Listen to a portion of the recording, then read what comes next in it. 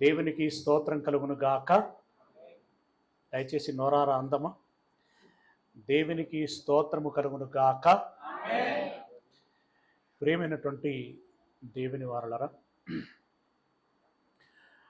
మరొక అంశమును మనం ఆలకించేటువంటి ప్రయత్నం చేద్దాం. వాస్తవానికి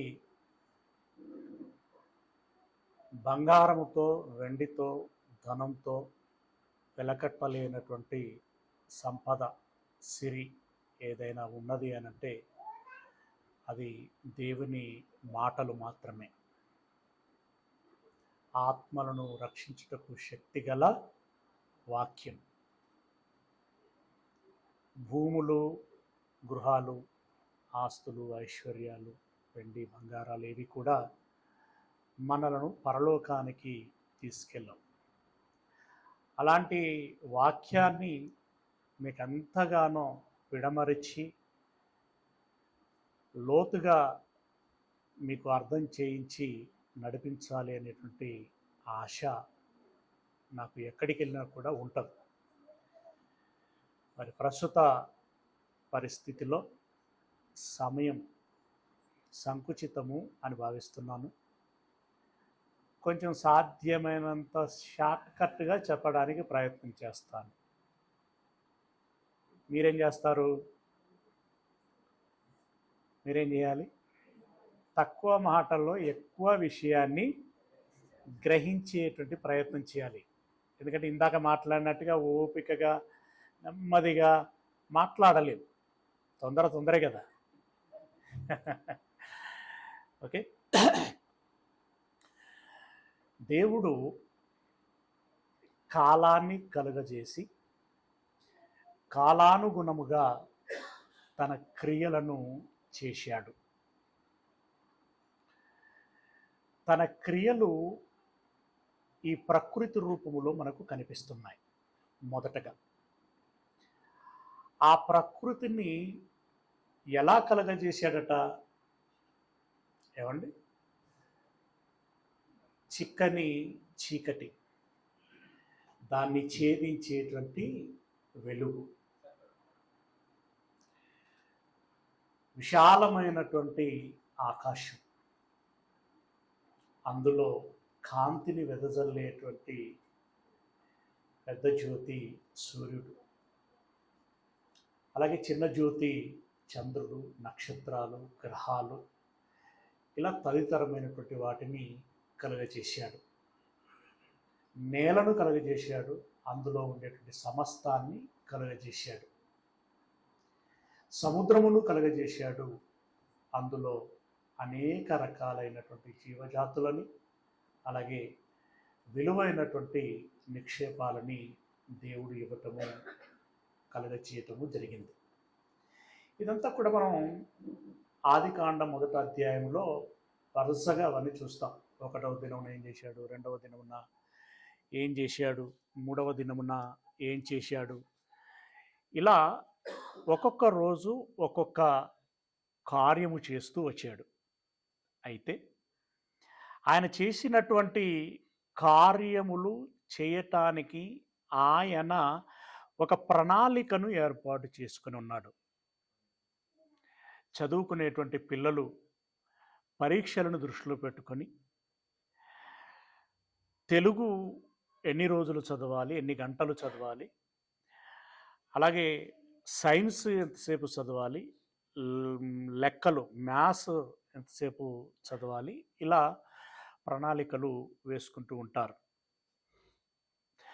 దేవుడు తన క్రియల విషయమై తాను తీసుకున్నటువంటి జాగ్రత్త, దేవుడు ఎప్పుడు కూడా మనుష్యులు చేయలేనటువంటి వాటిని చేయమని చెప్పడు. అంత తెలివి తక్కువ వ్యక్తి కాదు, అంత అమాయకుడు కాదు, అంత క్రూరుడు కూడా కాదు. ఆయన ఒకటి చేసి, అలాగే ఆయనకు సమీపముగా ఉండేటువంటి భక్తుల ద్వారా కొన్నింటిని చేయించి, ఇదిగో వారిని పోలి మీరు చేయండి అని చెప్తూ ఉంటాడు. ఆయన చెప్పాడు తనను చూపించుకుంటూ, తన కుమారుని చూపించి చెప్పాడు, ప్రకృతిని చూపించి కూడా చెప్పాడు.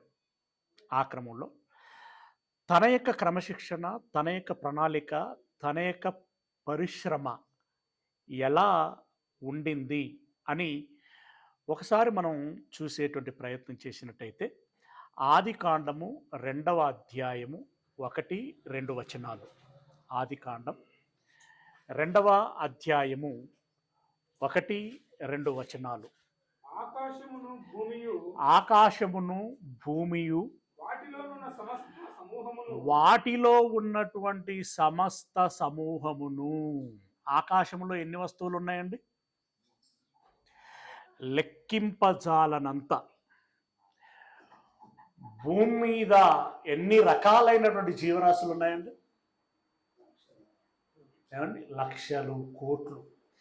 భూమి లోపల ఉన్నటువంటి ఖనిజ సంపద అండి ఇలా వెలకట్టడం అనేటువంటిది చాలా కష్టమైనటువంటి విషయం. ఇలాంటి వాటన్నిటినీ ఏం చేశాడట? 2వ వచనంలో మళ్ళీ చదువు. ఆకాశమును భూమియు వాటిలో ఉన్నటువంటి సమస్త సమూహమును సంపూర్తి చేయబడెను. దేవుడు తాను చేసిన తన పని అంతయు, తన పని 7వ దినములోగా సంపూర్తి చేసి. ఏమండి? సూర్యుని గురించి మీకు చెప్పడం అవసరం లేదు, నక్షత్రాల గురించి మీకు చెప్పాల్సినటువంటి అవసరం లేదు, భూమిని గురించి చెప్పాల్సిన అవసరం లేదు, దానిలోని సంపదన గురించి, జీవరాశుల గురించి చెప్పాల్సినటువంటి అవసరం లేదు. అలాగే సముద్రము, దానిలో ఉండేటువంటి సంపదన గురించి చెప్పాల్సినటువంటి అవసరం లేదు. కలగచేయటం మాత్రమే కాదు, వాటిని క్రమములో పెట్టడం, ఏమంటే సృష్టించటమే కాదు, వాటిని నిర్వహణలో ఉంచటం, ఇదంతా కూడా ఎన్ని రోజులలోపు చేయాలి అని అనుకున్నాడట ఆయన? 7వ దినములోగా. అంటే ఎన్ని రోజులు అన్నమాట? 6 రోజులు. 6 రోజుల్లో అద్భుతమైనటువంటి ప్రకృతిని కలగచేసి 7వ దినమున విశ్రమించెను. అంటే దాని అర్థం ఏంటో తెలుసా? నా పిల్లల కోసం చేయాలనుకున్నటువంటి ప్రతిదీని చేశాను, ఇంకా చేయాల్సిందేమీ లేదు. ఇక్కడ దేవుడు ఒక టైం పీరియడ్ పెట్టుకున్నాడు. ఆ పీరియడ్ లోపు చక్కగా ఇది లోపముగా ఉన్నది అని చెప్పగలిగేటువంటి పరిస్థితి లేకుండా ఆయన సంపూర్ణముగా ప్రకృతిని కలుగచేశాడు. ఇకపోతే కలగజేసినటువంటి ప్రకృతికి ఆయన కొన్ని ఆజ్ఞలు ఇచ్చాడు. మీరు తర్వాత చదువుకోండి, మనం ఇందాకని మాట్లాడుకున్నాం కదా, సమయం తక్కువగా ఉంది కాబట్టి మీరు ఇంటికి వెళ్ళి ఆ వచనాలను చదువుకోవాలి. ఏమంటాడు అంటే, దేవుడు వాటినన్నిటినీ కలగజేసి స్థిరపరిచెను. ఓకే, స్థిరపరిచెను అంటే ఎలాగనమాట? చంద్రుడు ఒక కక్ష వెంబడి భూమి చుట్టూ తిరగాలి, భూమి ఒక కక్ష వెంబడి సూర్యుని చుట్టూ తిరగాలి, ఇలా సూర్యుడు పాలపుంత చుట్టూ తిరగాలి. ఇలా అంచెలంచెలుగా వాటికి ఒక క్రమం పెట్టాడు. దానికి గల కారణాలు కూడా లేకపోలేదు. అస్తమయము ఉదయము కలగాలి. ఇలాంటి వాటన్నిటిని దృష్టిలో పెట్టుకొని వాటికి కట్టడలను నియమించను. నేలకు ఒక కట్టడను నియమించాడు, మొక్కకు ఒక కట్టడను నియమించాడు. ఇలా ప్రతిదానికి ఆ మాటకు వస్తే జంతువులకి కట్టడ ఉంది, పక్షులకి కట్టడ ఉంది, మత్స్యములకి అంటే చేపలకి కట్టడ ఉంది, ప్రతి దానికి కట్టడ ఉంది. అదే మాట అక్కడ చెప్తున్నాడు. ఏమంటున్నాడంటే 148 కీర్తనలు 6వ వచనంలో ఉంటుంది, మీరు తర్వాత చూడండి. ఓకే, ఆయన వాటికి కట్టడ నియమించెను, ఏదియు ఆ కట్టడను అతిక్రమించదు అని అంటాడు. ఆయన వాటికి కట్టడ నియమించెను, ఏదియు ఆ కట్టడను అతిక్రమించదు. ఏంటండి, ఎంత గ్రేట్ అండి! ఏది అతిక్రమించదా, ఏది అతిక్రమించదా అని అంటే జాగ్రత్తగా మీరు గమనించండి. ఎక్కడికైనా వెళ్ళాలంటే తయారవ్వటానికి మనకు లేట్ అవ్వచ్చు, తయారైపోతే బస్సు రావటానికి లేట్ అవ్వచ్చు, ట్రైన్ రావటానికి లేట్ అవ్వచ్చు. కానీ సూర్యుడు రావటానికి ఏ రోజైనా ఈరోజు రాలేకపోతున్నాడు అనే వార్త వింటామా? వినం. చంద్రుని మూలముగా ఋతువులు కలుగుతాయి వాటి వాటి క్రమములో. నక్షత్రాల మూలముగా కార్తులు కలుగుతాయి వాటి వాటి క్రమములో. అవన్నీ కూడా దేవుడు నియమించినటువంటి నియమమును అనుసరించి అవి నడుచుకుంటాయి. దాన్ని తెలియచేస్తూ అదే కీర్తనల గ్రంథం ఇది చూడండి, 104వ అధ్యాయము 19వ వచనం నుండి కనుక మనం చూడగలిగినట్లయితే, 104వ అధ్యాయము 19వ వచనము. ఋతువులను తెలుపుటకై ఆయన చంద్రుణ్ణి నియమించెను, సూర్యునికి తన అస్తమయ కాలము తెలియును అని అన్నాడు. సూర్యునికి ఏం తెలుసట? అస్తమయ కాలం.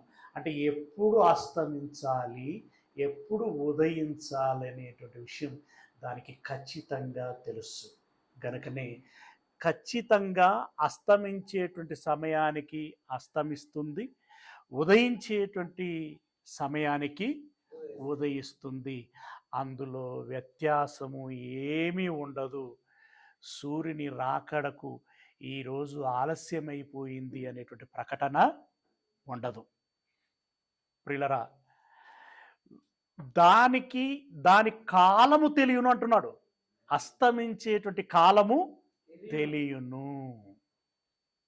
ఇక్కడ వెంటనే మనం ప్రశ్న వేసుకోవాలి. సూర్యునికి అస్తమించేటువంటి కాలం తెలుసు, నాకు చర్చికి వెళ్ళేటువంటి కాలం తెలుసా?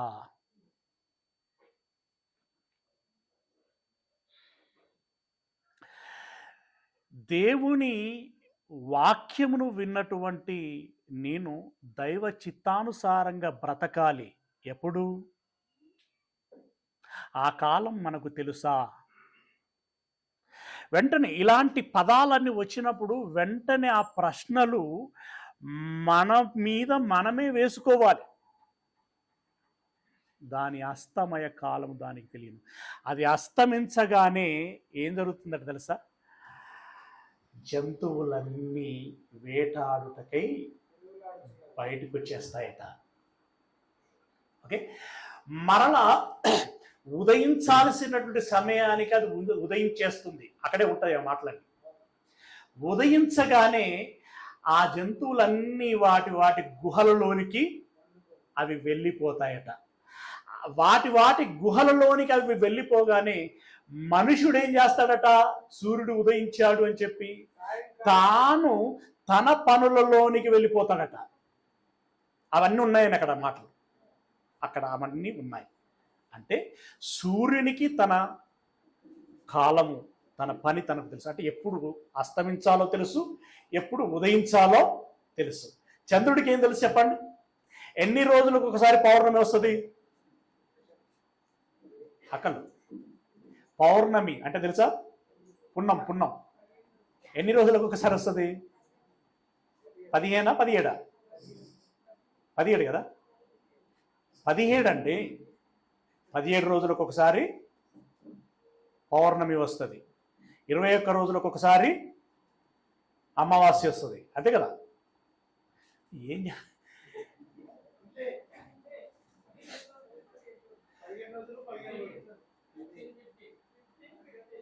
కదా? ఎందుకు ఆ మాట గట్టిగా అనలేకపోతున్నారు మీరు? ఏమండి, 15 రోజులకు ఒకసారి పౌర్ణమి వస్తుంది, 15 రోజులకు ఒకసారి అమావాస్య వస్తుంది. ఖచ్చితంగా 15 రోజులకు వస్తుందా అంటే మీరు ఇప్పటి నుండి అయినా కనిపెట్టుకొని చూడండి. ఖచ్చితంగా 15 రోజులకే పౌర్ణమి వస్తుంది, 15 రోజులకే అమావాస్య వస్తుంది. ఈ పౌర్ణమి అమావాస్యలు దేని మూలముగా ఏర్పడతాయి? చంద్రుడి మూలముగా. అంటే ఖచ్చితంగా 15 రోజులకి పౌర్ణమి రావాలి అని పరిగెడుతూ ఉంటుంది. ఖచ్చితంగా 15 రోజులకి అమావాస్య రావాలని అది పరిగెడుతూ ఉంటుంది. అంటే ఇప్పుడు చంద్రునికి కూడా ఏం తెలుసు?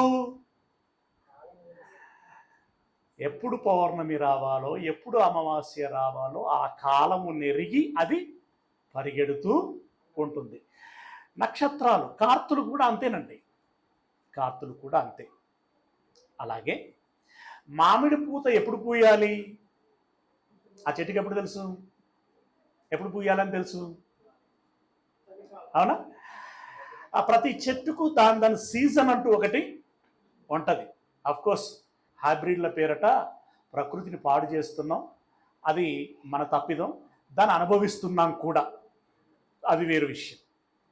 కానీ ప్రకృతికి మాత్రం తన ధర్మం దానికి బాగా తెలుసు. మరి ఇప్పుడు సూర్యుడి పని సూర్యునికి తెలిసి, చంద్రుడి పని చంద్రునికి తెలిసి, వృక్షం పని వృక్షానికి తెలిస్తే మన కాలము మనకు తెలుసా? మన పని మనకు తెలుసా? ఇది జాగ్రత్తగా మనం అర్థం చేసుకోవాల్సినటువంటి విషయం. ఇది మనసులో పెట్టుకోండి. ఓకే, షార్ట్ కట్గా వెళ్ళిపోతున్నాను సుమా. యోబు గ్రంథము 12వ అధ్యాయము 7-8 వచనాలను కనుక మీరు చూసినట్లయితే, యోబు గ్రంథము 12వ అధ్యాయము 7-8 వచనాలు. అయినను మృగములను విచారించుము.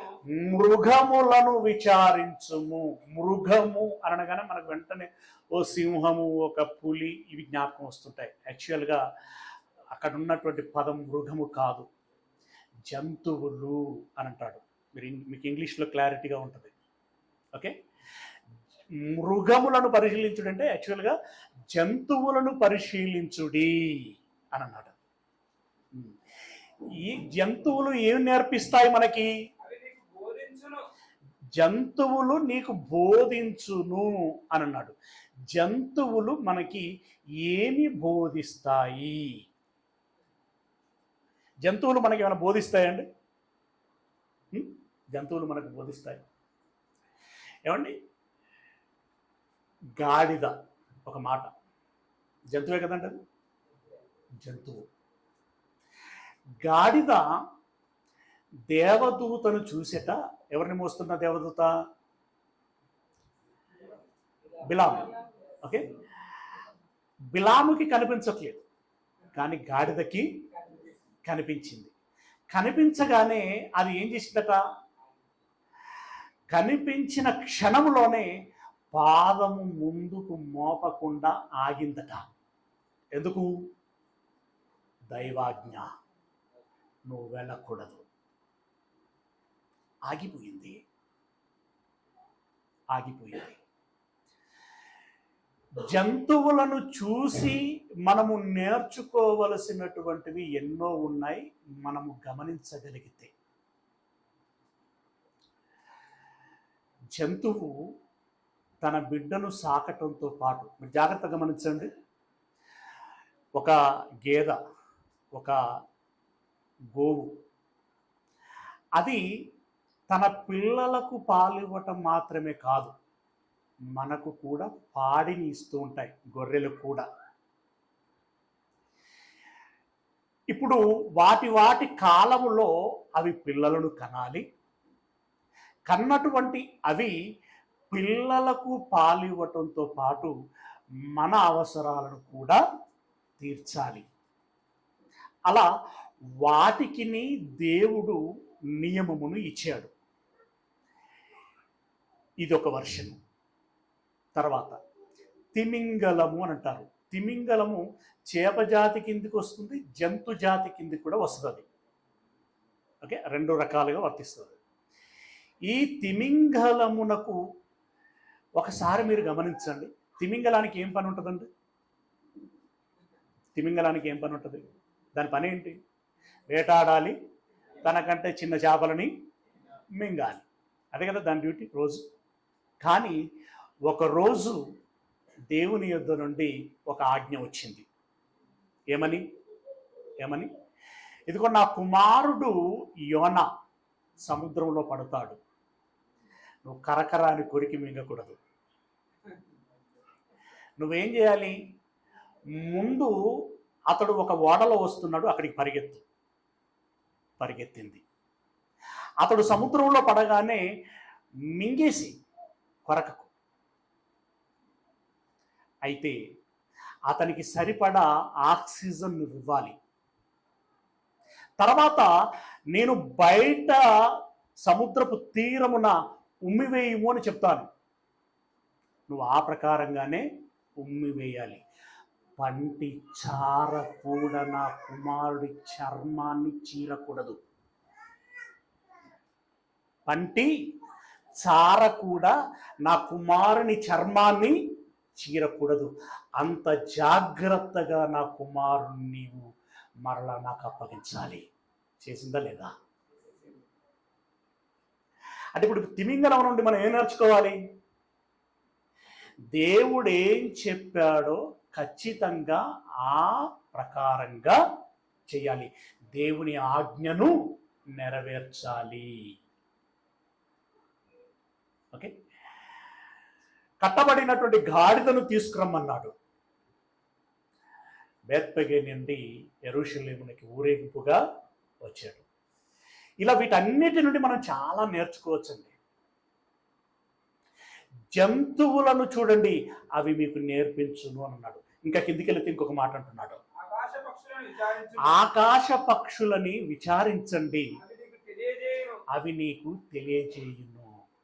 నేల ఆరిపోయిందనేటువంటి జాడ తెలుసుకొని రమ్మని దేవుని కుమారుడైన నోవాహు చెబితే పావురం ఏం చేసిందండి? ఆరిపోయిందనేటువంటి దానికి సాక్ష్యంగా చెట్టు ఆకుని, మొక్క ఆకుని తెంచుకొని వచ్చి చూపించింది. తన డ్యూటీ అది బాగా చేసిందా లేదా? ఏమండి, బాగా చేసింది. మరొక విషయాన్ని మనం గమనించాలి. ఏలియాకి ఆకలవు. మామూలుగా ఇక్కడ చాలా మంది కాకులను చిన్న చూపు చూస్తూ ఉంటారండి. ఇది అన్యాయం. పావురం అంటే కొంచెం ముద్దు చేస్తారు, కాకి అనగానే కాకి అని అంటూ ఉంటారు. కాకి కదా కాబట్టి కావు అని ఎప్పుడు మీద తిండి మీద యావేనట. తిండి మీద యావ ఉన్నటువంటి కాకి అయితే ఏలియాకు ప్రతి దినము సద్ది మోసింది ఎవరండి? మధ్యలో ఇప్పుకొని తిన్నదా? మధ్యలో ఇప్పుకొని తిన్నదండి? పార్సిల్ ఎవరు కట్టి ఇచ్చారు దానికి, కానీ కట్టించినట్టుగా తీసుకుపోయి ఏలియాకి ఇచ్చింది. ఏలియా కడుపారా భోజనం చేసి బ్రతికాడు. ఎంత నమ్మకమైనదండి కాకి, ఎంత నమ్మకమైన పిల్లరా. కాకి తన పని తాను చేసింది. పక్షులను చూసి నేర్చుకోండి అని అంటున్నాడు. నేర్చుకోవాల్సి ఉన్నదా ఏమన్నా లేదా? ఇప్పుడు దేవుని పనిలో మనము ఎంత నమ్మకమైనటువంటి వారము? పావురం వలె నమ్మకమైన వారమేనా? కాకి వలె నమ్మకమైనటువంటి వారమేనా? ఇదిగో దేవుడు మాకు ఆజ్ఞాపించాడు, ఒరే వెళ్ళరా, జహీరాబాదు ఊరు పట్టణం చివరన చిన్న ఇలాంటి కాలనీ ఉంటుంది, అక్కడికి ఆత్మాహారమును తీసుకెళ్ళి ఒక డిఫరెంట్ టేస్ట్ ఉండినట్టు రుచికరమైనటువంటి భోజనాన్ని తీసుకెళ్ళి వాళ్ళకి ఇవ్వండి అని అన్నారు. అంటే రాత్రి నాకు నిద్ర పట్టలేదండి, నిజంగా చెప్తున్నాను, మీరు నమ్మితే నమ్మండి, నాకు లేదు. ఎప్పుడైనా కూడా ఒక పని ఉన్నది అంటే నా మదిలో మెరమెరా అంటా ఉంటుంది. ఆ పని చేసి రావాలి, అడ్డంకులు ఏమి రాకూడదు. అలాగే వాళ్ళు బాగా జాగ్రత్తగా వినాలి, నేను చెప్పాలి, వాళ్ళు వినేటట్టుగా అర్థం చేయించాలి. మొత్తానికి అది సార్థకత కావాలి. అంటే ఆ వాక్యము వారి హృదయములోనికి వెళ్ళి హృదయ ఆకలిని తీర్చాలి. మంచి ఆరోగ్యాన్ని, బలాన్ని ఇవ్వాలి అని చెబితే నా వెంబడి మరో ముగ్గురిని వెంటబెట్టుకొని ఇక్కడికి వచ్చాం. పిల్లరా, మీరు పెట్టినటువంటి భోజనం మేము భుజించాం, కానీ మేము పెట్టిన భోజనం మీరు ఏ మేరకు భుజిస్తున్నారో లేదో నాకు తెలియదు. సర్వసాధారణంగా మనం ఏం చేస్తూ ఉంటాం, కొన్నిసార్లు మనకు నచ్చలేదనుకోండి, ఇస్తారులో భోజనం ఏం చేస్తాం, పాడేస్తూ ఉంటాం. అలాగే ఇది కూడా నచ్చకపోతే ఏం చేస్తాం, వాక్యం కూడా నచ్చకపోతే ఏం చేస్తాం, ఇవన్నీ మనకు కుదరదు అని పక్కకు పెట్టేస్తూ ఉంటాం. ఏమంటే పిల్లలు అన్నం తింటే ఆరోగ్యంగా ఉంటారా, తినకపోతే ఆరోగ్యంగా ఉంటారా? ఏమంటే వారికి పాలు మంచివి అని చెప్పి పాలు తాపించడానికి ప్రయత్నం చేస్తాం. వారు పాలు తాగకపోతే మీరు ఏం చేస్తారు, కొట్టి తాపించే వాళ్ళు ఉంటారు, బుదగరించి తాపించే వాళ్ళు ఉంటారు, కానీ మెట్టికి తాపించాలి. మీరు వింటలేరు అన్నట్టుగా నాకు అనిపిస్తే నేనేం చేయొచ్చు, ఇప్పుడు దండించాలా లేదా? కానీ నేను దండించను. అక్కలారా అనలారా, దేవుడు చూస్తున్నాడు, దేవుడు వింటున్నాడు. మన హృదయ రహస్యాలను ఎరిగినటువంటి వాడు ఆయన. పక్షులని చూడండి అని అన్నాడు. మరొక మాట చెప్తున్నాడు చూడు కింద, భూమిని గురించి ధ్యానించిన ఎడల అది నీకు బోధించును. ఇందాక మనం మాట్లాడుకున్నాం కదా, అస్తమయము ఉదయము అనేటువంటి విషయాల గురించి. అవి జరగడానికి భూమి తన చుట్టూ తాను తిరుగుచున్నది, సూర్యుని చుట్టూ తిరుగుచున్నది. తన చుట్టూ తాను ఎంత వేగంతో తిరుగుచున్నదట,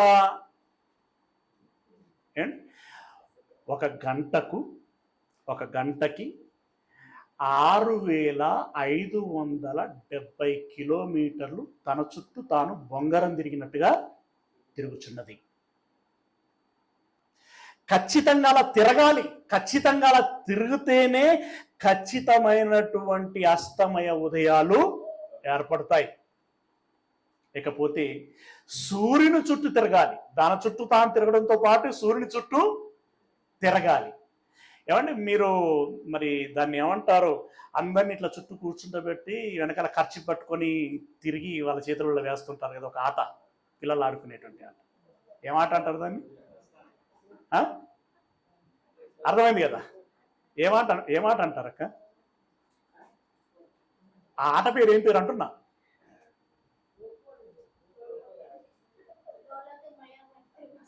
ఏంటక్క? సరే, ఏదో ఒక ఆట అయితే అర్థమైంది కదా మీకు? ఆట అర్థమైంది. ఇప్పుడు ఆ ఆటలో భాగంగా ఈ వ్యక్తి ఏం చేయాలి, వాళ్ళందరినీ తిరిగి రావాలి కదా.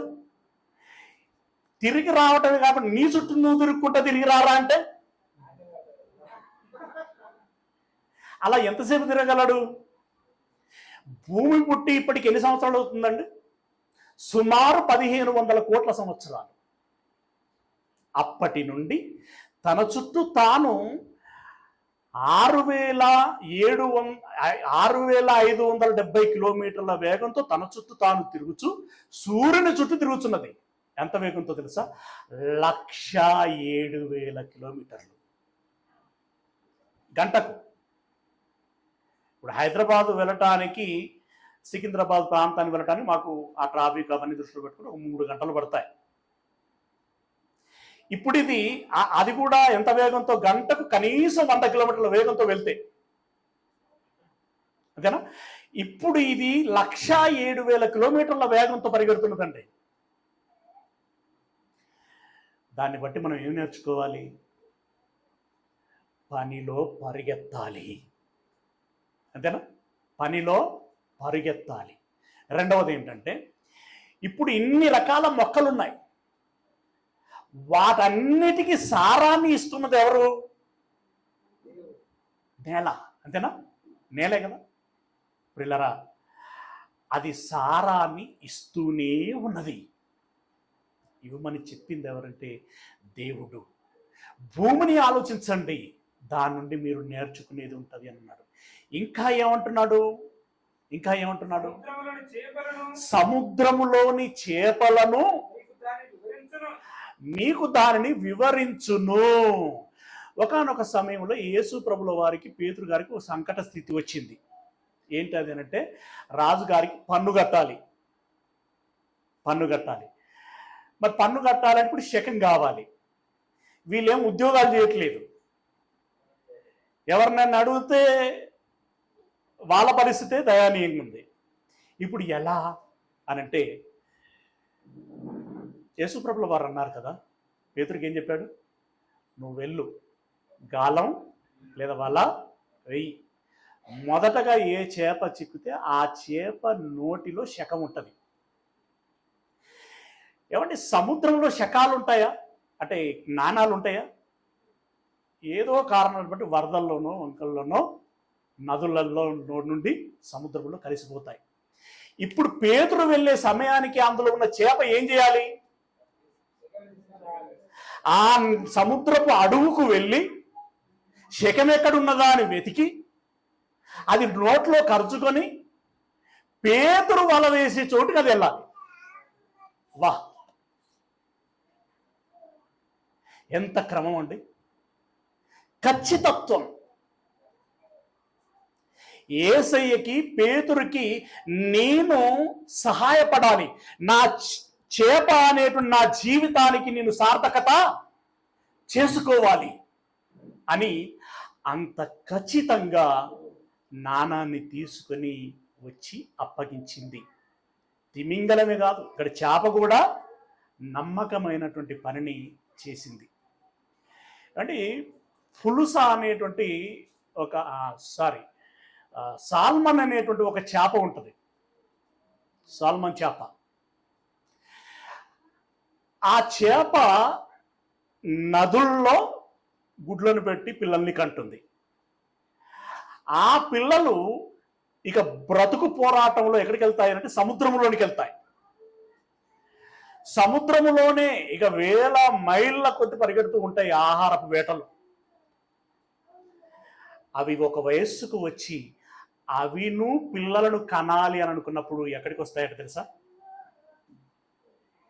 అవి ఎక్కడనైతే పుట్టాయో, అంటే ఏ మంచి నీళ్ళ నదిలోనైతే పుట్టాయో, సముద్రములో ఎన్ని వేల మైళ్ళ దూరం వెళ్ళినా వెతుక్కుంటూ మళ్ళీ అదే మంచి నీటి నదిలోనికి వచ్చి అవి ఎక్కడనైతే పుట్టాయో అక్కడికే వచ్చి మళ్ళీ అవి కూడా పిల్లలను కంటాయట.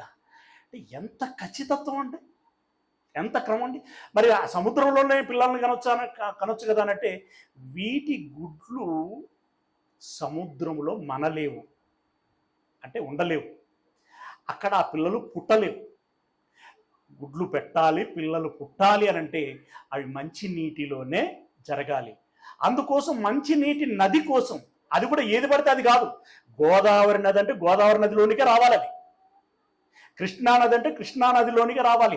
అంత ఖచ్చితంగా అది గుడ్లు పెట్టిన చోటుకే వచ్చి గుడ్లను పెడుతుంది. ఈ రకంగా మనం ఆలోచించుకుంటూ పోతే ఎన్ని ఆధారాలు పెట్టాడో. చివరికి ఎవరిని చూడమన్నాడు తెలుసా అండి? చీమలను చూడుము అని అన్నాడు. వాటికి ఎవరు లేడు? అధిపతి లేడు, న్యాయాధిపతి లేడు.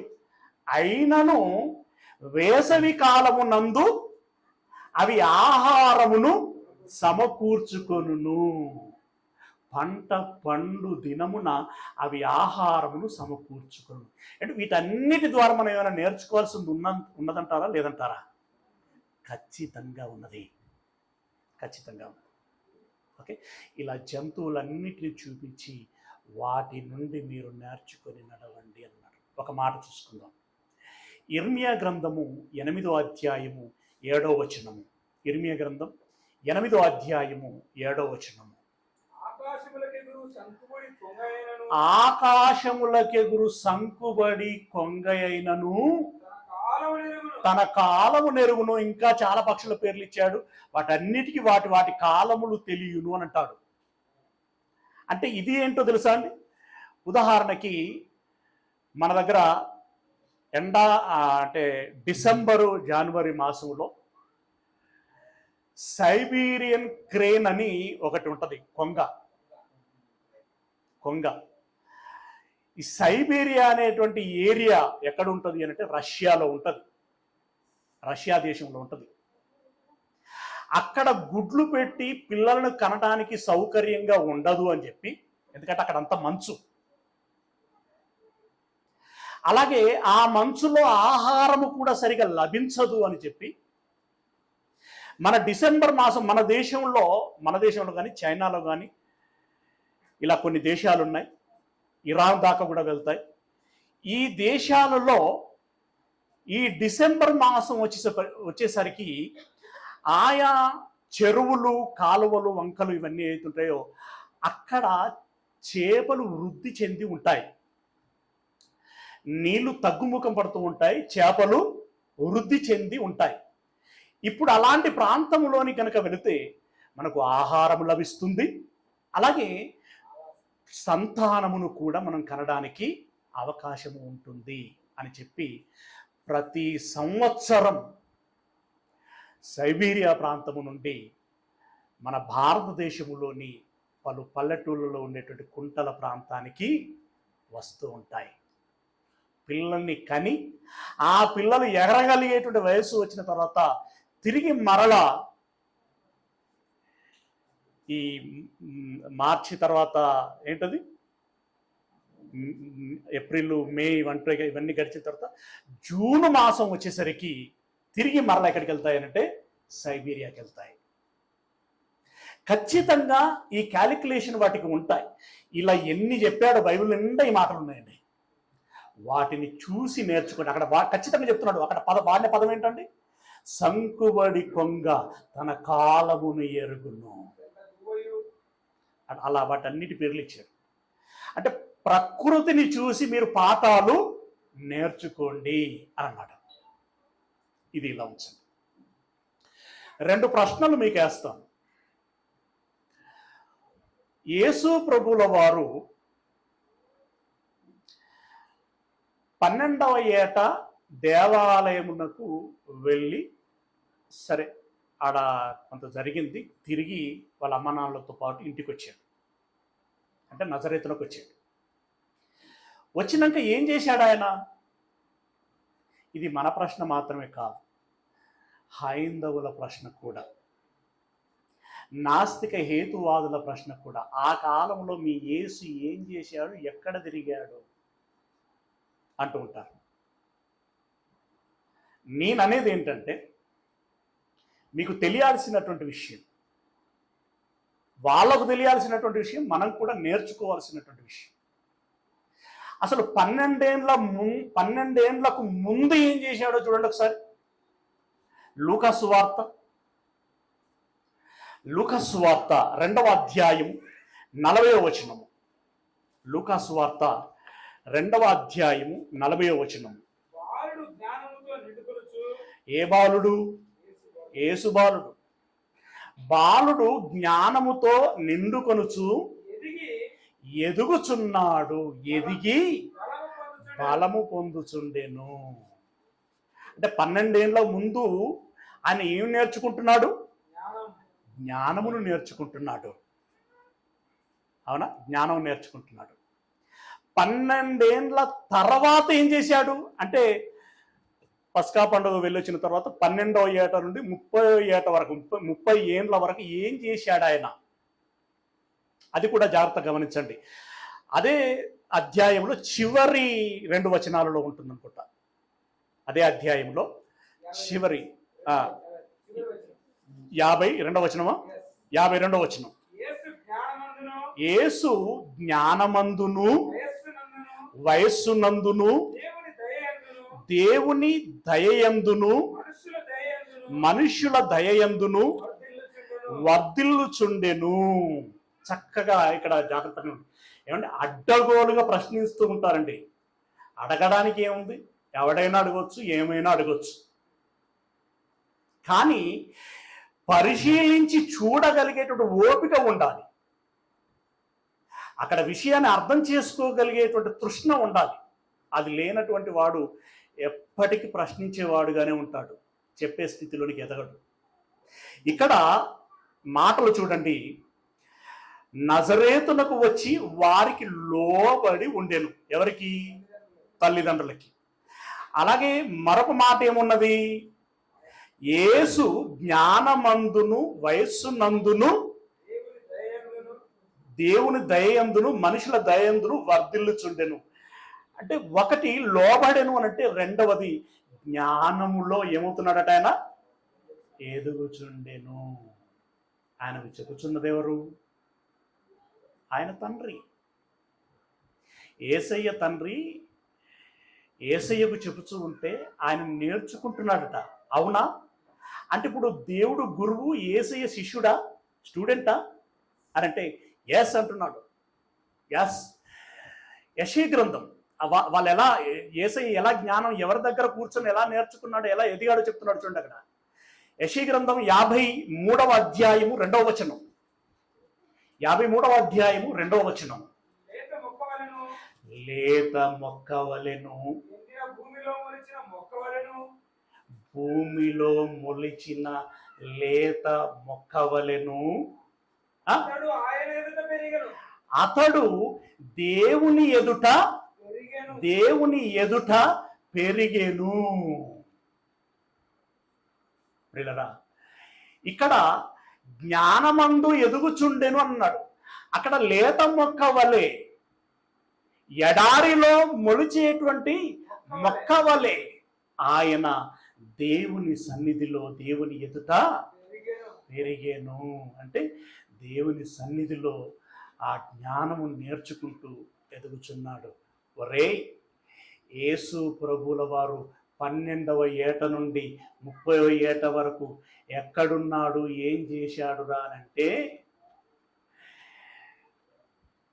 గలిలయ దేశములోని నజరేతు అనేటువంటి పట్టణములో దేవుని సన్నిధిలో కూర్చొని దేవుడు నేర్పించేటువంటి జ్ఞానములో ఆయన ఎదుగుచూ ఉన్నాడు. నువ్వన్నట్టుగా భారతదేశానికి కాశ్మీర్కు వచ్చి బాబాల యొక్క, సాధువుల యొక్క ఆయన నేర్చుకోవలసింది ఏమీ ఆయనకు లేదు.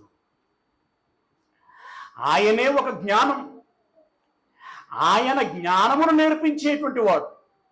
అది మనం నేర్చుకొని ఆ జ్ఞానం యొక్క ప్రతిఫలాలను మనం అనుభవించడానికి ప్రయత్నం చేయాలి తప్ప, ఏమండి, క్రైస్తవ్యాన్ని, క్రీస్తును, బైబిల్ను తప్పు పట్టాలి, అవమానపరచాలి, ఇంకేదో చేయాలి అని చెప్పి నువ్వు చేస్తుంటావు. కానీ అది కాదు సార్. రైట్.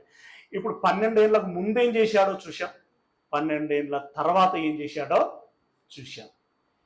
ఇప్పుడు పస్కా పండుగకి యెరూషలేమునకి వెళ్ళిన తర్వాత వాళ్ళ అమ్మా నాన్నలు అందరితో పాటు ఇంటికి వెళ్ళొస్తే ఆయన ఎక్కడ కూర్చున్నాడట? ఆ మాటలు చూడండి. 46వ వచనం, లూకాసు వార్త 2వ అధ్యాయము 46వ వచనంలో ఉండి, 3 దినములైన తర్వాత ఆయన దేవాలయంలో బోధకుల మధ్య కూర్చుండి వారి మాటలను ఆలకించుచు వారిని ప్రశ్నలు అడుగుచూ ఉండగా ఆయనకెంత తృష్ణ చూడండి. దేవుని యొద్ద నేర్చుకున్నటువంటి జ్ఞానాన్ని బట్టి దేవాలయమునకు వెళ్ళినప్పుడు ఆ పెద్దలందరూ కూర్చొని ముచ్చట్లు పెట్టుకుంటుంటే ఈయన కూడా వెళ్ళి ఆలకిస్తున్నాడట, వీళ్ళు ఏం మాట్లాడుకుంటున్నారు ఏంటి అని. అప్పుడు ఈయన దేవుని యొద్ద నేర్చుకున్న మాటలు ఉన్నాయి కదా, దాన్ని బట్టి వాళ్ళను ప్రశ్నలు అడిగారట. ప్రశ్నలు అడిగితే వాళ్ళు విస్తుపోయారట. అదే మాట కింద ఉన్న చూడండి. ఆయన మాటలు వినిన వారందరూ ఆయన ప్రజ్ఞకును ప్రత్యుత్తరములకును విస్మయముందిరి. ఈయన అడిగితే వారు చెప్పజాలని సంగతులను ఈయన చెబితే ప్రత్యుత్తరములకు వాళ్ళు ఏమయ్యారట? విస్మయమొందారు. ఇంత పాండిత్యం ఈ బాలుడికి ఎక్కడి నుండి వచ్చింది అని అంటే, చెప్పాను కదా ఎక్కడి నుండి వచ్చిందండి? దేవుని సన్నిధిలో ప్రతి దినము కూర్చొని నేర్చుకున్నటువంటి వాడు. మీలో ఎంతమందికి ఉదయం లేవగానే ప్రార్థన చేయటం కానీ, బైబిల్ చదవటం కానీ అలవాటు ఉందండి? Very good. ఒక్కరు, ఇద్దరు, ముగ్గురు.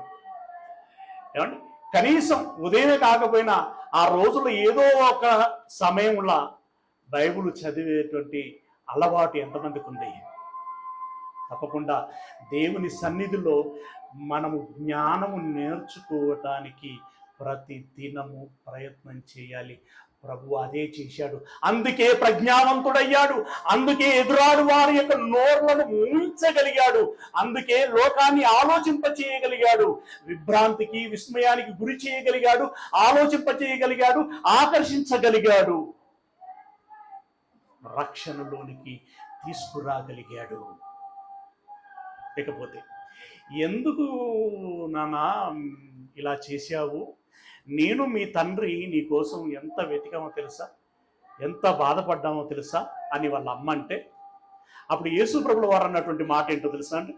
ఏమన్నారు చూడండి, 49వ వచనంలో అమ్మ అసలు ఎందుకు వెతుకుతున్నారు మీకు? గబ్రియేలు దేవదూత వచ్చి అంతగానం చెప్పింది కదమ్మా నీకు, మీరేల నన్ను వెతుకుతున్నారు? నేను నా తండ్రి పనుల మీద ఉండవలయునని మీరు ఎరుగరా? అంటే యేసయ్యకు 12వ ఏటనే ఒక క్లారిటీ ఉన్నది, ఒక తీర్మానము ఉన్నదానికి, ఒక నిర్ణయము ఉన్నది. ఏంటది? నేను నా తండ్రి పనులు చెయ్యాలి. చేశాడా మరి?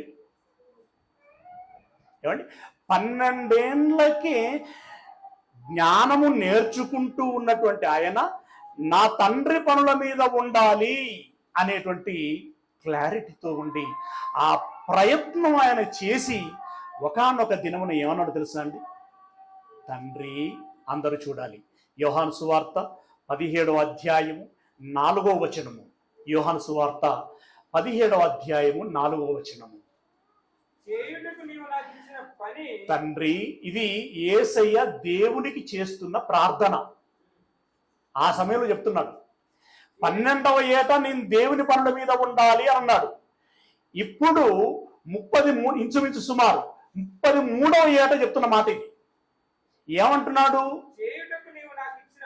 చేయుటకు నీవు నాకు అప్పగించినటువంటి పని నేను సంపూర్ణముగా నెరవేర్చి భూమి మీద నిన్ను మహిమపరిచితిని. 12 నుండి 33కి ఎన్ని సంవత్సరాలు అవుతున్నాయండి? అదొక 18, ఇవొక 3, అంతేనా? 22 సంవత్సరాలు. 22 సంవత్సరాలు దీక్ష పూని పని చేశాడు ఆయన. పగలు దేవాలయంలో, రాత్రులు కొండల మీద, పగలు ప్రసంగాలు, రాత్రులు ప్రార్థనలు. ఆయన జీవనశైలి అదే.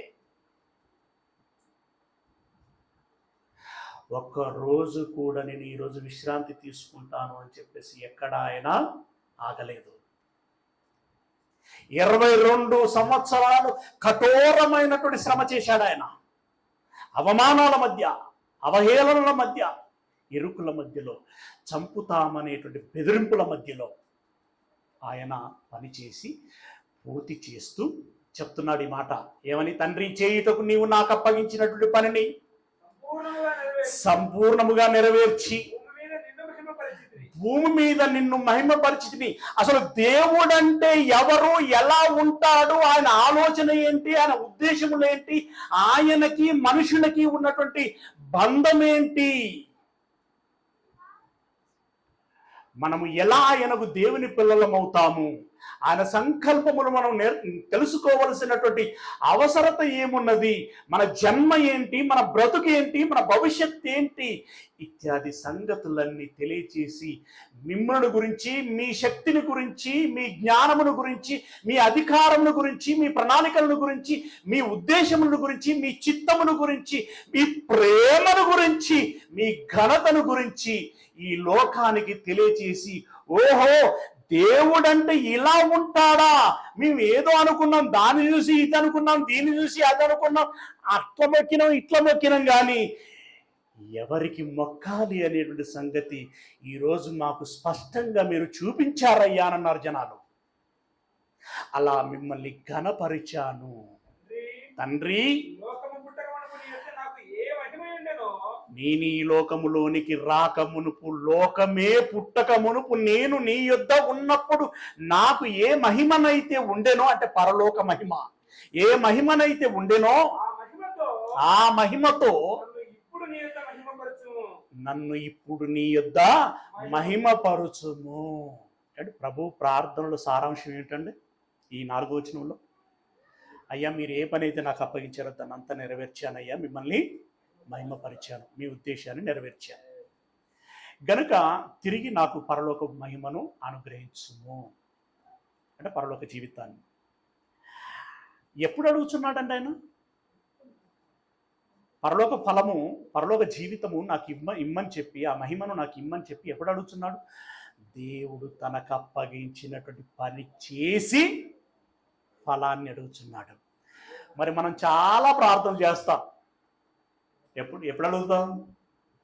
పని చేసి అడుగుతామా, చేయకుండా అడుగుతామా? యేసయ్య కంటే గొప్పలమా మనం? యేసయ్య అంతటి వాడే పని చేసి ప్రార్థిస్తున్నాడు, అడుగుచున్నాడు, ప్రతిఫలాన్ని అడుగుచున్నాడు. ఏమండి? ఆయన అనేక శ్రమలు అనుభవించి పరలోక రాజ్యాన్ని పొందుకున్నాడు. మరి మనం అంటే ఇప్పుడు యేసయ్య నుండి మనం నేర్చుకోవాల్సింది ఏంటి? యేసయ్య నుండి మనం నేర్చుకోవాల్సింది ఏంటి పిల్లరా? ఇదిగో బాల్య దశలో నేర్చుకోవాలి. అందుకే తల్లిదండ్రులకు ఏం చెప్తాడు? బాలురు నడవలసిన త్రోవలో వారికి నేర్పుము, వాడు వృద్ధుడైనను తొలగిపోడు. మనకు తెలిస్తే కదా ఆయనకు నేర్పేది అని చెప్పి మనం ఏం చేస్తున్నాం అంటే సెల్ ఫోన్ చేతికి ఇచ్చేస్తున్నాం. ఏమని? ఇదిగో దేవుని పాట వినరా, అయ్యగారు చెప్పే మాటలు వినరా అని మనం ఇస్తాం. ఇచ్చి మళ్ళీ మన పనులలో మనం ఉంటాం. వాళ్ళు ఏం చేస్తారు? అయ్యగారు చెప్పే మాటలు వినరు, అదొక పెద్ద ప్రపంచం. అవునా? వాళ్ళ నచ్చిన ప్రపంచంలోకి వాళ్ళు వెళ్ళిపోతారు. ఈలోపు బాల్య దశ అయిపోతుంది, బాలుర దశ అయిపోతుంది. బాలుర దశ అయిపోయిన తర్వాత ఏ దశ వస్తుంది? యవ్వన దశ వస్తుంది. యవ్వన దశ వచ్చిన తర్వాత అవునన్నా కాదన్నా ఎవరి శరీరంలోనైనా కొన్ని లక్షణాలు వచ్చేస్తాయి.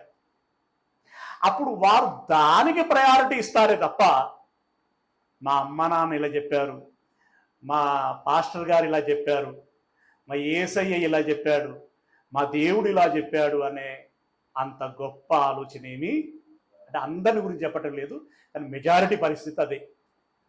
కనుక పిల్లరా, బాలుర దశలో మనం నేర్చుకోవాలి. ఇప్పుడు ఇక్కడ బాలురు పెద్దగా లేరు, మనం ఎవరిమి? యవ్వనము, ఆ పై వయస్సు. ఇప్పటికీ మనకు తెలియకపోతే తప్పెవరిది చెప్పండి? పోనీ ఇప్పుడైనా తెలిసింది మనకు నేర్చుకోవాలి అని. యేసయ్య నేర్చుకున్నాడా లేదా? యేసయ్యే నేర్చుకుంటే మనం అంతకంటే తుర్రకాలవా? అంటాం మనం అప్పుడప్పుడు, నాకు అంతా తెలుసులే. బైబుల్ అనేటువంటి సముద్రములో నీకు తెలిసింది కఠోర నీళ్ళన్నే. తెలుసుకోవలసింది చాలా ఉంది. ఈదినోడికి ఈదినంత, తోడుకున్నోడికి తోడుకున్నంత మహాజ్ఞానం ఇది, మహాజ్ఞానం ఇది. నేర్చుకోవాలి.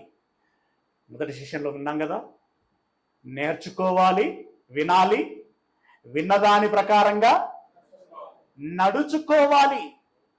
యేసయ్య అదే చేశాడు కదా. ఇప్పుడు నేర్చుకున్నాడు, నడుచుకున్నాడు. మరి మనం నేర్చుకోవాలి, నడుచుకోవాలి. ఇప్పుడు ఇందులో కొంత అందాసుగా 20 ఏళ్ళు ఉన్నోళ్ళు, 25, 30, 45, 50, 60 సంవత్సరాల దాకా కూడా ఉన్నట్టున్నారు. దేవుడు మనకి ఎంత ఆయుష్ ఇచ్చాడు అది ఖచ్చితంగా తెలియదు. మ్యాక్సిమం అయితే 120, అది ఇక లాక్డ్ టైం. బట్ సగటు వయస్సు ఎంత, అంటే సగటు ఆయుష్ ఎంతకాలం బ్రతుకుతాడు మనిషి? నేను కొంచెం ఎక్కువనే చెప్తున్నాను, 70-80 సంవత్సరాలు. అవునా? 80 అనుకుందాం. మీరందరూ దీర్ఘాయుష్మంతులు అవుదురుగాక. అబ్బా ఎంత ఆశ.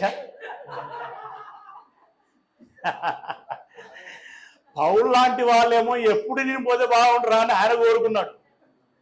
అదేనా చావైతే యేసయ్య అంతటోటి 33 ఏళ్ళకు తొందరగా నా తండ్రి యొద్దకు వెళ్ళాలని పరిగెత్తాడు ఆయన. మనకు మాత్రం 100 ఏళ్ళు బతకాలి.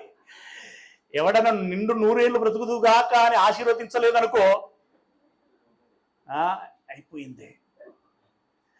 మీకు దీర్ఘాయుష్మంతు మీరు దీర్ఘాయుష్మంతులు అవ్వాలి. కానీ నేనేం కోరుకుంటానంటే ఇక్కడ కాదు, మీరు పరలోకంలో దీర్ఘాయుష్మంతులు అవ్వాలి.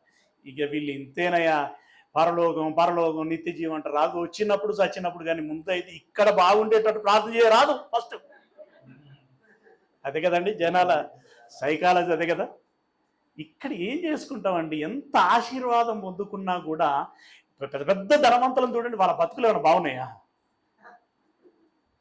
ఏమండి, అన్ని రోగాలు, రొస్టులు, ఉప్పుడు, ఉపాసము, షుగరు, బీపీలు, ఈ అన్నం తినొద్దు, ఆ పలాంది పండు తినొద్దు, ఇది తినొద్దు, అది తినొద్దే కదా.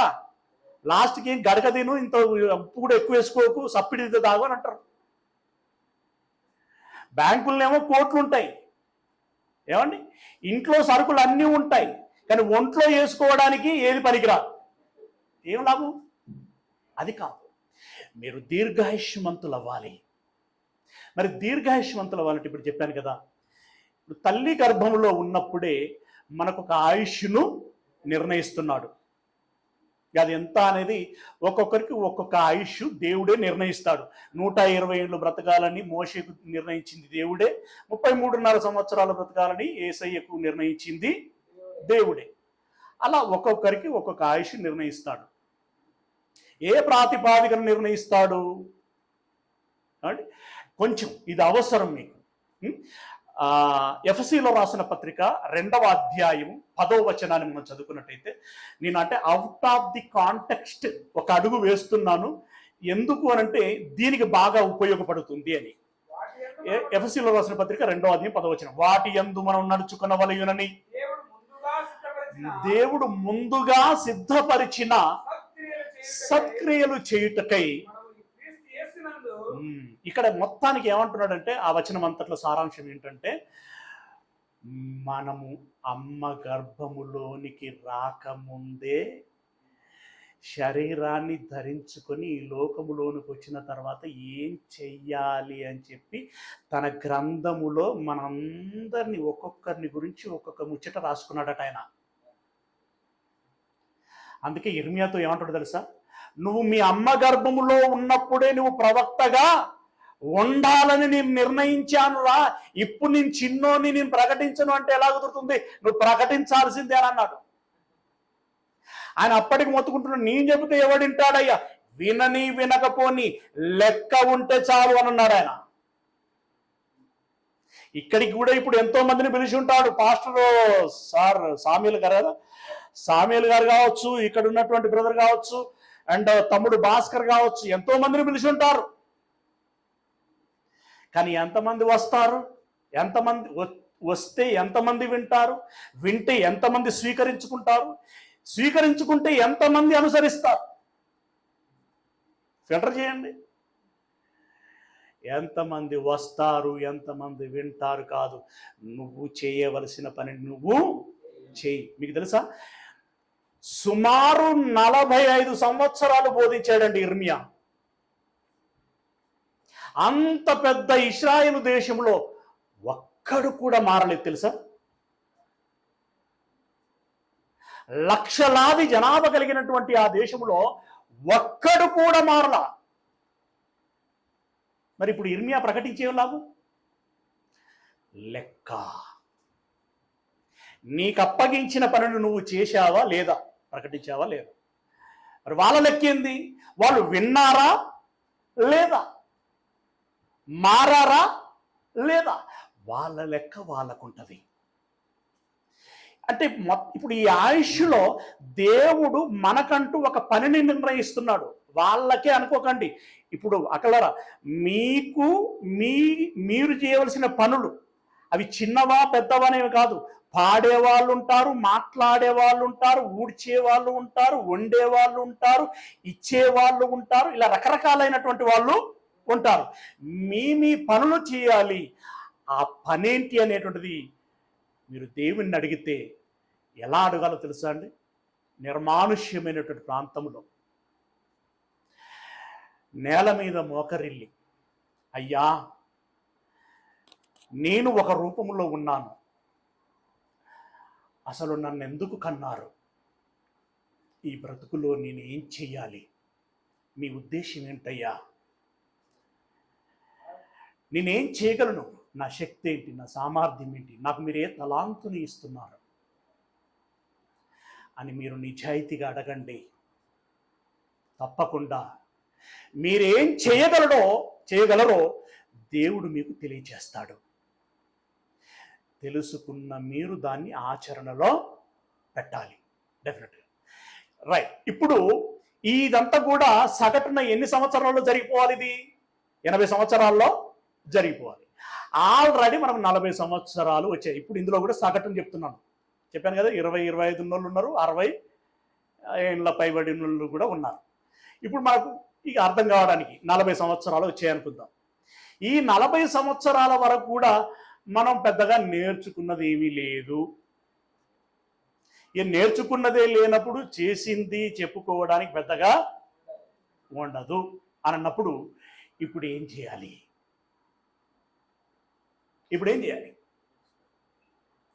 ఏమంటే సంవత్సరం అంతా బడికి పోరా అంటే వాడు ఎక్కడెక్కడో తిరిగిండు. ఇప్పుడు ఎగ్జామ్లు పలానా రోజు అని నోటిఫికేషన్ వచ్చిన తర్వాత ట్యూషన్ చెప్పించుకొని చదవాలనుకుంటున్నాడు వాడు. ఇప్పుడు ఎలా కష్టపడాలి? ఏమండి, రాత్రింబగళ్ళు క్షణం కూడా వృధా కాకుండా వారు ప్రయాసపడాల్సి ఉంటుంది సమయాన్ని బట్టి కదా. ఇప్పుడు మనము ఏం చేయాలో చెప్పుచున్నాడు. జాగ్రత్తగా మీరు గమనించండి. రోమపత్రిక 13వ అధ్యాయము 11వ వచనము. రోమపత్రిక 13వ అధ్యాయము 11వ వచనము. మీరు కాలముని ఎరిగి. ఏ కాలము? వానకాలమా? అయితే వానకాలం కాబట్టి తడుస్తే జలుబు వస్తే జ్వరం వస్తుంది. ఇది మరి ప్రాణాపాయ స్థితి ఉంటుంది కాబట్టి మనం అయ్యగారికి చెబుదాం, అయ్యా వానలు పడుతున్నాయి కదా, అందుకే రావట్లేదయ్యా. ఓకే. అలాగే ఎండాకాలం వడగాలులు వస్తున్నాయి, ఎండ దెబ్బ తగులుతున్నది. ఎండ దెబ్బ తగిలితే ఏం జరుగుతుంది? దానికి కారణాలు చెప్తాం, అవునా?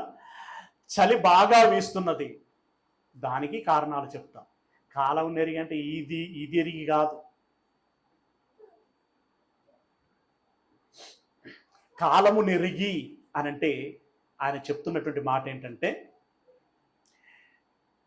నీవు ఎప్పుడు జన్మించావు, ఎప్పుడు ఈ లోకాన్ని విడిచిపెట్టి వెళ్ళబోచున్నావు, నీ జన్మ కారణములో నీవు సద్వినియోగం చేసుకున్నది ఎంత, ఇంకా మిగిలింది ఎంత, ఆ లెక్క చూసుకో అని అంటున్నాడు.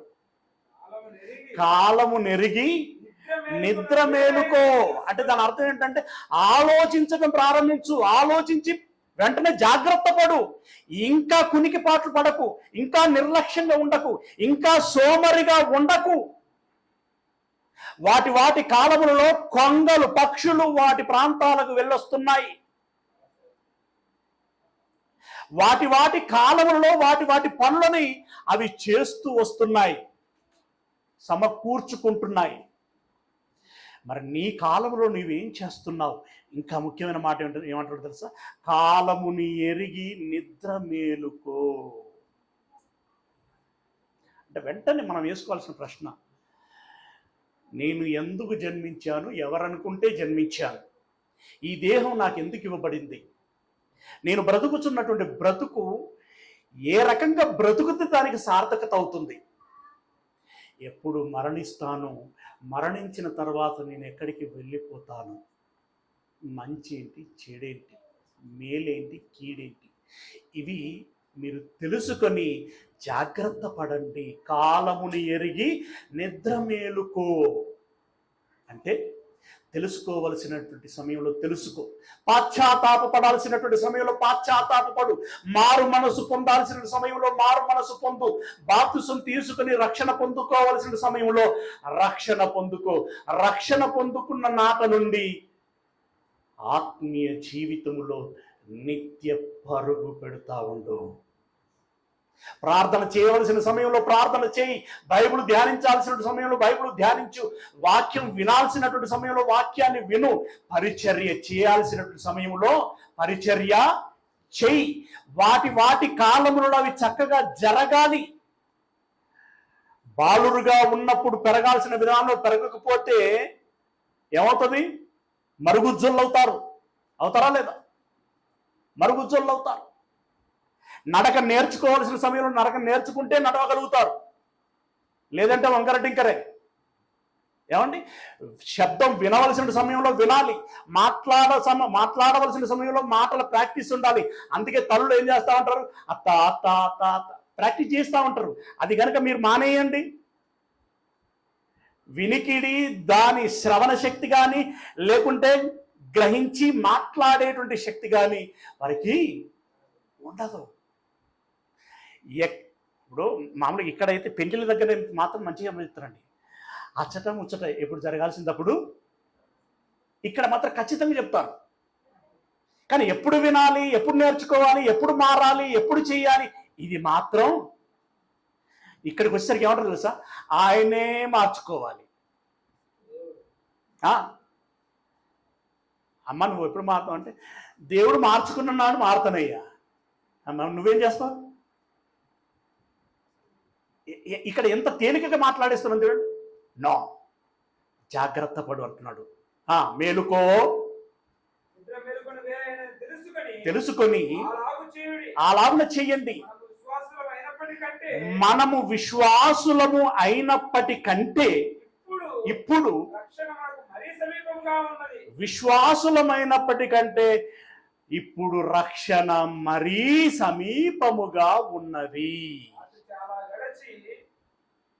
రాత్రి చాలా గడిచి పగలు సమీపంగా ఉన్నది. అంటే ఇక్కడ రాత్రి అంటే ఏంటంటే ఈ శరీర జీవితంలో ఉండే దుఃఖాలు, కష్టాలు, కన్నీరు ఏదైతే ఉంటుందో దీన్ని రాత్రితో పోల్చాడు.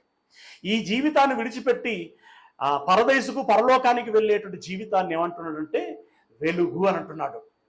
రాత్రి చాలా గడిచిపోయింది, అయితే నువ్వు వెలుగులోనికి వెళ్ళాలి. అది వెలుగులోనికి ఎప్పుడు వెళ్తావు?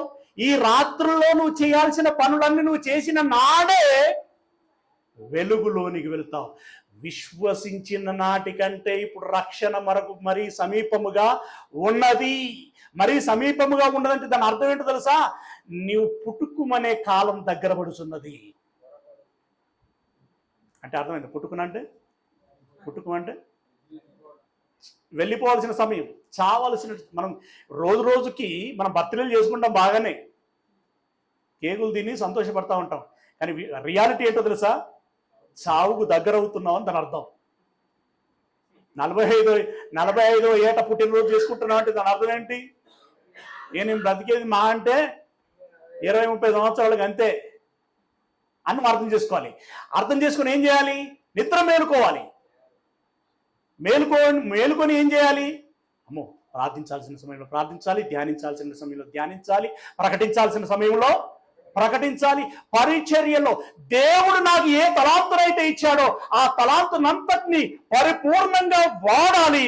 బలా నా మంచి దాసుడా అని చెప్పి దేవుని చేత నా భుజం తట్టించుకోవాలి.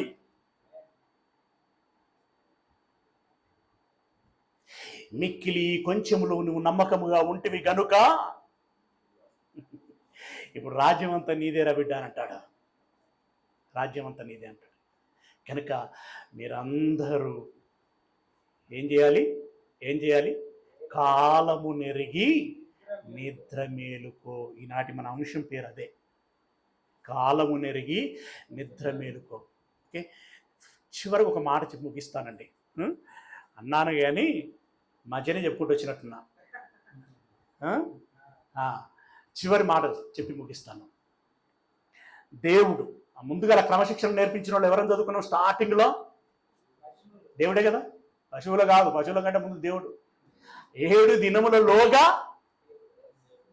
7 దినములలోగా అంటే 6 దినములలో తాను చేయాలనుకున్న పని సంపూర్ణంగా చేశాడట. మళ్ళీ సంపూర్ణంగా అంటే అక్కడ చూసాట, తాను చేసిన పనులన్నీ వెనుక తిరిగి చూసుకున్నాడట. అవన్నీ ఏమై ఉన్నాయట, మంచివై ఉండను. అంటే ఒక్క ఫెయిల్యూర్ లేదు, అందులో ఒక్క ఫెయిల్యూర్ లేదు, అంత బాగా చేశాడు. మీ తండ్రి అలా చేసినప్పుడు ఆ తండ్రికి పుట్టిన కుమారుడుగా నీకు ఎలాంటి రోషం ఉండాలి. కుమారుడు అంటే అమ్మాయిలను పక్క పెడతాను అనుకోకండి. కుమారుడు కుమార్తె అనేది శరీరానికి, ఆత్మకు అవేవి ఉండవు. అందరం దేవుని పిల్లలమే. ఓకే, మరి దేవుని పిల్లలమైనటువంటి మనకు ఎలాంటి రోషం ఉండాలి, ఎలాంటి పౌరుషం ఉండాలి, ఎలాంటి జాగ్రత్త పడాలి. ఎస్, దేవుడు తాను చేయదలుచుకున్నటువంటి పని టైం పీరియడ్లో సంపూర్ణముగా నెరవేర్చాడు. మరి నీకు ఒక టైం ఇచ్చాడు, అదే జనన మరణాల మధ్య ఉండేటువంటి ఈ జీవిత కాలం. ఈ జీవిత కాలంలో నువ్వేం చేయాలి, ఏం చేస్తే నీ భవిష్యత్తు ఎలా ఉండబోతున్నది అని చెప్పాలనుకున్నాడు, చెప్పాడు. ఈరోజు మనం దాన్ని చదవాలి, గ్రహించాలి. మనకు కూడా అలాంటి విశ్రమము కావాలంటే ఆ ప్రకారంగానే మన తండ్రిని పోలి మనం బ్రతకాలి. హెబ్రీయులకు రాసిన పత్రిక 4వ అధ్యాయం, హెబ్రీయులకు రాసినటువంటి పత్రిక 4వ అధ్యాయము 9వ వచనం నుండి, హెబ్రీయులకు రాసినటువంటి పత్రిక 4వ అధ్యాయము 9వ వచనం నుండి. కాబట్టి దేవుని ప్రజలకు విశ్రాంతి నిలిచి ఉన్నది. ఇంకా హోల్డ్లో పెట్టాడట, మనందరి కోసం దాచాడట దాన్ని. ఎందుకనగా దేవుడు ఇక్కడ కంపేర్ చేస్తున్నాడు. చూడండి, తండ్రికి పిల్లలకి కంపారిజన్ చేస్తున్నాడు ఇక్కడ. దేవుడు తన కార్యములను ముగించి విశ్రమించిన ప్రకారము, కార్యములను ముగించి విశ్రమించాడు. మరి నువ్వెప్పుడు విశ్రమించాలి? మన తండ్రే తన పనులను తాను చేసి విశ్రమిస్తే మనం ఎప్పుడు విశ్రమించాలి? పని చేయకుండానా చేశా? చేసి. ఆ మాట చెప్తున్నాడు చూడండి. ఆయన యొక్క విశ్రాంతిలో ప్రవేశించిన వాడు ఏమండి, జాగ్రత్తగా గమనించండి. కాబట్టి దేవుని ప్రజలకు విశ్రాంతి నిలిచి ఉన్నది. ఎందుకనగా దేవుడు తన కార్యములను ముగించి విశ్రమించిన ప్రకారము ఆయన యొక్క విశ్రాంతిలో ప్రవేశించాలనుకునేవాడు ఏమండి, దేవుడు అనుగ్రహించేటువంటి విశ్రాంతి నాకు కావాలి, ఆ నెమ్మది నాకు కావాలి, ఆ సమాధానం నాకు కావాలి, ఆ సంతోషం నాకు కావాలి, ఆ సంతృప్తి నాకు కావాలనుకున్న ప్రతి వాడు ఏం చేయాలంటున్నాడు? తన కార్యములను ముగించి. నీ పేర్లు నాకు తెలియవు కాబట్టి చెప్పలేకపోతున్నాను. నీకో కార్యం ఉందక్క, నీకో కార్యం ఉంది అన్న, నీకో కార్యం ఉంది, నీకో కార్యం ఉంది. నీ కార్యము నువ్వేం చేయాలి? ముగించి విశ్రమించును. అంటే దేవుడు తన కార్యములను ముగించి విశ్రమించినట్లుగా మనము కూడా ఏం చేయాలంటున్నాడు? తన కార్యములను ముగించి విశ్రమించును. కాబట్టి అవిధేయత వలన వారు పడిపోయినట్లుగా మనలో ఎవడును పడిపోకుండా ఆ విశ్రాంతిలో ప్రవేశించుటకు జాగ్రత్త పడుదము. మనకు కూడా పరలోకం కావాలంటే, అనిత్య జీవం కావాలంటే, ఆ నిత్య సంతోషం మనకు కావాలంటే ఏం చేయాలి ప్రియులారా? మన కార్యములను మనం ముగించాలి. ఆ కార్యములను ముగించటానికి ఇప్పటికైనా నువ్వేం చేయాలి? గడిచింది గతం గతః, వెనుకున్నది మరిచి ముందున్న దానికోసం వేగిరపడండి. ఇప్పటికైనా నువ్వెంత మేరకి తీర్మానం చేసుకుంటావు, నిర్ణయం తీసుకుంటావు, ఇప్పటికైనా ఎంత మేరకి నీవు జాగ్రత్త పడతావు, ఇప్పటికైనా నీకున్నటువంటి సమయాన్ని ఎంత మేరకి సద్వినియోగం చేసుకునేటువంటి ప్రయత్నం చేస్తావు. చెయ్యి. ఏమండి, దొంగ ఏ క్షణములో ఆ పరదేశం పొందుకోగలిగాడు? చివరి క్షణాన్ని కూడా ఆయన ఉపయోగించుకున్నాడా లేదా? అయ్యా, నీ రాజ్యంలోకి వచ్చిన నన్ను జ్ఞాపకం చేసుకోమన్నాడు. అంతే, ఆ ఒక్క మాటకు పరదేశం కొట్టేశాడు ఆయన. గనుక నాకు గిన్నెళ్ళు వచ్చినాయి, ఇప్పుడు నేను చేసేది ఏముంది, నువ్వు పోయి మాత్రం ఏం చేస్తాను అనుకోకండి. ఇంకా దేవుడు మనల్ని ఆయుష్లో ప్రాణాలతో ఉంచాడంటే దాని అర్థం ఏంటో తెలుసా? ఇంకా నీకు అవకాశము ఇస్తున్నాను బిడ్డ అని చెప్పడం. దేవుడు ఇచ్చిన ఈ అవకాశాన్ని సద్వినియోగం చేసుకుందాం. కనుక ప్రియులరా, మత్తు వీడండి, మేలుకొనండి, మీకు అప్పగింపబడినటువంటి కార్యములలో మీరు ముందుకు సాగండి. అందుకోసం మీకు ఒక క్రమం ఉండాలంటే ఎవ్రీడే ఏముండాలండి? ప్రేయర్ ఉండాలి, తర్వాత వాక్య ధ్యానం ఉండాలి, వచ్చేవాళ్ళు చదవాలి, లేదంటే కనీసం విననన్నా వినాలి. ఆ తర్వాత పరిచర్యలో భాగస్థులము కావాలి. అలాగే సువార్త ప్రకటించి నలుగురిని రక్షించి దేవునికి సమర్పణలు సమర్పించగలిగేటువంటి వారముగా ఉండాలి. అలా మీరందరూ మీ కార్యములను మిగుంచుకొని దేవుడు మీకు అనుగ్రహించేటువంటి నిత్య విశ్రాంతిలోనికి వెళ్ళాలని మనసారా కోరుకుంటూ ఈ మాటల్ని ముగిస్తున్నాను. God bless you.